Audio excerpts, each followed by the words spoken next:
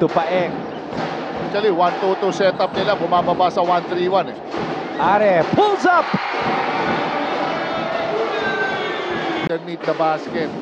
It's either foul ka na lang dyan or end one pasok. Yeah. Oh, what a pass by Are. Are. Oh, what a pass. What a pass to Velasco. Si Barba, yung mga ganong wide open shot, kailangan. Wow.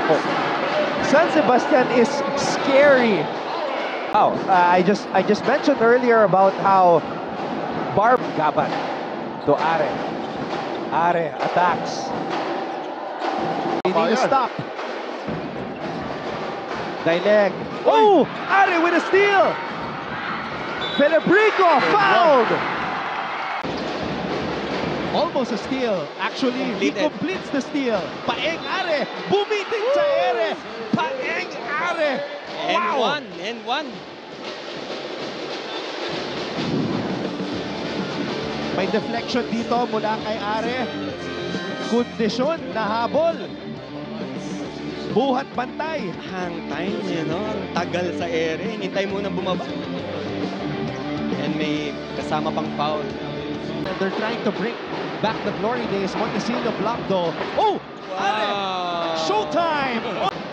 Pero as a guy that you coached against, as we see this drive by Paeng Are, ano ba yung player comparison? Rodney Santos was a teammate of new Stags head coach Arvin Bonleon.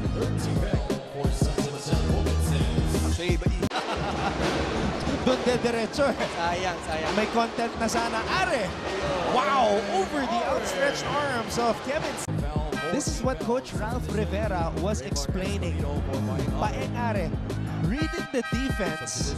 Si Escobedo. Are, hinihingi ang bola. Nakuha ni Are ang bola. Are with the rebound. Napulot pa ni Are ang bola. Inside pass. Let's take a look at this move by Paeng Are. Again, that's a 5'10" player challenging a 6'6" defender. And then with this basket, Paeng Are eclipses. Are, inside pass.